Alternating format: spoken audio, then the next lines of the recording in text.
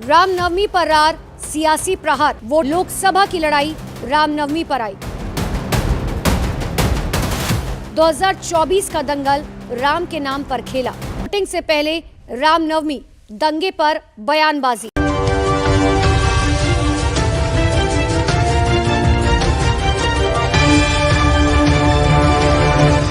तो रामनवमी का त्यौहार और राम मंदिर का मामला, ये दोनों के संदर्भ में आजकल का जो देश का वातावरण है, इस पर हमको बहुत सीरियसली विचार करना चाहिए। देखिए, अभी-अभी एक सीडीएस और लोकनीति का सर्वे आया है और उसमें ये कहा गया कि वोटर्स के नज़दीक, मतदाता के नज़दीक सबसे महत्वपूर्ण चीज़ बेरोज़गारी है, उसके बाद महँगाई है, उसके बाद विकास है और उसके बाद चौथे नंबर पर 2 लोग हैं। एक तो है राम मंदिर और दूसरा कोई और इश्यू है। तो आप ये देखिए कि राम मंदिर का मामला, जिस पर बीजेपी ये चुनाव जीतना चाहती थी, वो आज चौथे नंबर पे पहुँच गया है और सिर्फ 8% लोग उसको महत्व दे रहे हैं। तो ये बीजेपी के लिए बहुत बड़ी चिंता की बात है और इस बात का अनुमान है कि बीजेपी रामनवमी के त्यौहार के समय कुछ लोगों को भड़का के, कुछ दंगा-फसाद करके, ये जो राम मंदिर का मामला पीछे चला गया है, उसको आगे लाने की कोशिश करे। इसलिए कि बीजेपी को कुछ बताने के लिए तो है नहीं कि हमने 10 साल में क्या किया और इसके खुले संकेत मिल रहे हैं। अभी कल उत्तराखंड में प्रधानमंत्री मोदी ने कहा कि भई ये कांग्रेस ने लोगों को प्राण प्रतिष्ठान के लिए रोका, 6 साल के लिए निकाल दिया और अब रामनवमी का त्यौहार जोश-खरोश से मनाया जाएगा। उसके बाद ममता बनर्जी ने कह दिया कि रामनवमी के मौके पे किसी को दंगा करने की जो है वो इजाज़त नहीं दी जाएगी। 19 अप्रैल को लोकसभा चुनाव के पहले चरण का मतदान होना है, लेकिन उससे पहले 17 अप्रैल को देश भर में रामनवमी का त्योहार भी मनाया जाएगा और रामनवमी पर बंगाल की सीएम ममता बनर्जी के ताजा बयान ने सियासी घमासान को हवा दे दी है। ममता बनर्जी ने चुनाव के दौरान दंगों का अंदेशा जताया। ममता ने पुरुलिया की रैली में दावा किया कि रामनवमी के बाद मतदान की तारीख रखना एक साजिश है। শুধু একটা কথাই বলবো, মিছিল করুন, মিটিং করুন, দাঙ্গা করবেন না। দাঙ্গা করবে ওরা। 19 তারিখে ভোট, 17 তারিখে দাঙ্গা করবে। তোমাদের তো রাম কানে কানে বলে দিয়ে যায়নি তুমি দাঙ্গা করো, কিন্তু এরা দাঙ্গা করবে আর করে এরাই একে ঢুকিয়ে দেবে। और उसके बाद पूरा आईटी सेल जो है वो शुरू हो गया कि ममता बनर्जी ने हिंदू समाज के ऊपर दंगा भड़काने का आरोप लगाया है और उसके बाद आज सिलीगुड़ी में पहुंचे प्रधानमंत्री, तो उन्होंने कहा कि जो लोग हम पर, हिंदू समाज पर दंगा भड़काने का इल्जाम लगा रहे हैं, हम उनको वोट से सबक सिखाएंगे। और ये रामनवमी आ रही है, सज धज के लोग मनाने वाले हैं, हम देखते हैं कितना विरोध करते हो। तो मैं जो बात कहना चाहता हूँ वो ये है कि रामनवमी को लेकर बीजेपी की जो राजनीति है, चुनाव की राजनीति, वो बहुत तेज हो गई है। तो इस सिलसिले में हमको बहुत सतर्क रहने की ज़रूरत है और ये लोग किस तरह से दंगा करते हैं, इसकी जो है मिसाल 2 साल पहले हमने खरगोन में देखा। कपिल मिश्रा को इन्होंने बुलाया और उससे दंगा भड़काया और उसके बाद बुलडोज़र चलाया और फिर जो यहाँ तक कि एक जो प्रधानमंत्री आवास के तहत जिसको घर मिला था, उसका भी घर गिरा दिया, ये कह के कि ये जो है वो इल्लीगल था। तो ये इस तरह की राजनीति करते हैं वोट के लिए। तो मैं समझता हूँ कि सिविल सोसाइटी को इसके बारे में सतर्क रहना चाहिए।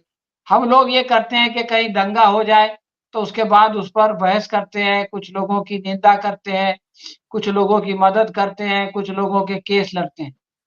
लेकिन मेरा ख़्याल है कि जहाँ भी टेंशन हो, तो उसमें पहले प्रशासन के पास जाना, उससे मिलना, उससे बात करना, तो उससे क्या होता है, प्रशासन थोड़ा-सा सतर्क हो जाता है और वो अपनी जिम्मेदारी अदा करता है। प्रशासन जहां भी अपनी जिम्मेदारी अदा करता है दंगा नहीं होता, और प्रशासन जहां छूट देता है वहां दंगा होता है।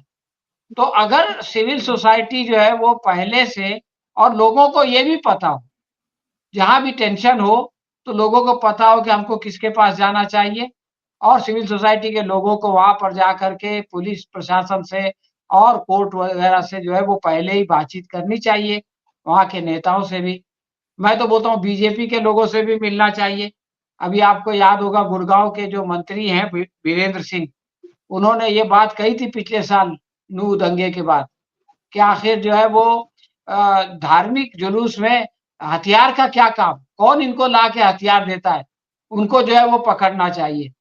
तो मैं ये कहना चाहता हूँ कि बीजेपी में भी ऐसे लोग हैं, वीरेंद्र सिंह जैसे, राव वीरेंद्र सिंह जैसे, जो कि और मंत्री हैं केंद्र में, जो ये नहीं चाहते कि फसाद हो, दंगा हो।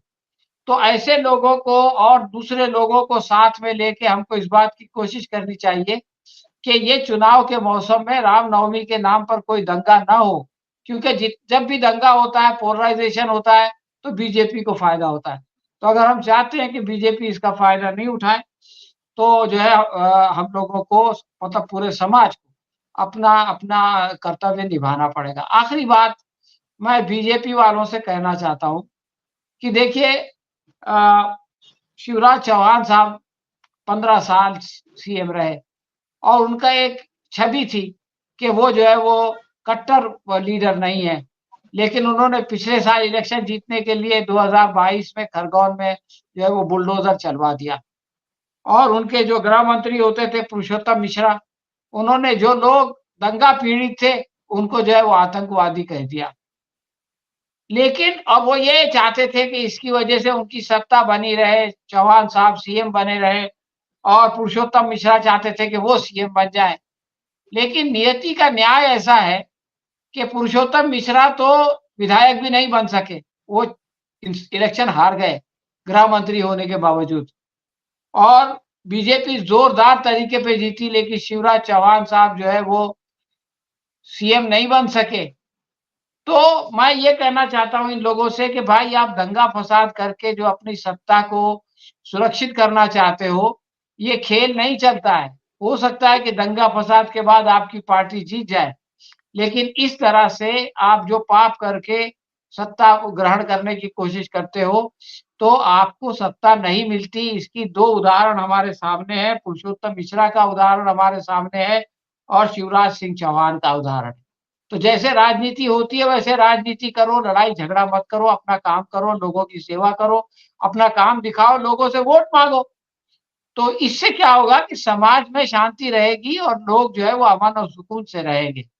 तो मैं समझता हूँ कि ये बात को समझना और ये बात को समझाना बहुत ज़रूरी है, वरना ये चुनाव में बीजेपी दोबारा चौथे नंबर से ये राम मंदिर को पहले नंबर पर लाने की कोशिश करेगी रामनवमी के लेकर, और इसकी कीमत जो है वो गरीब जनता चुकाएगी। असल में डिबेट में जो है केवल एक ही अपील करने के लिए मैं जुड़ा हुआ हूँ, जो है बहुजन समाज के दर्शकों से, और मैं ये केवल इतना कहना चाहता हूँ कि रामनवमी आप इत्मीनान से आप अगर निकाल लोगे तो आप समझ लेना कि आपने मोदी को परास्त कर दिया, क्योंकि उनके पास में यही एक अंतिम अस्त्र है। मतलब इसी समय जैसा पिछली बार गुजरात में किया था, खरगोन में किया था, तमाम सारी जगह पर किया था, वो अगर वो कर पाए, पोलराइजेशन अगर कुछ बना पाए तो कुछ संभावना बनेगी, अन्यथा आज की तारीख में संभावना नहीं है। और कल जब रामनवमी शांति और सौहार्द के साथ में निकल जाएगी तब भी इनकी कोई संभावना नहीं रहेगी। तो केवल इतना काम करना चाहिए लोगों को कि कहीं पर भी उन्माद ना फैलने दे, कहीं पर भी हिंसा ना होने दे, राम की जो मर्यादा थी उसका आचरण वो करें, और जो है सब लोग जिस भी जश्न में शामिल होना चाहते हैं, जन्मदिन के अपने जश्न होते हैं, कार्यक्रम होते हैं, आज से नहीं हो रहे हैं, आज जो है पॉलिटिकल लोग वो कार्यक्रम कर रहे हैं, पहले वो कार्यक्रम धार्मिक लोग करते थे। तो धर्म को धर्म के तौर पर ही रहने दें, उसको राजनीति का अस्त्र नहीं बनने दें। बस मैं केवल इतनी सी अपील करना चाहता हूं, क्योंकि राम के नाम को बदनाम मत होने देना। आप अगर सच्चे हिंदू हो तो ये आपकी जिम्मेदारी है।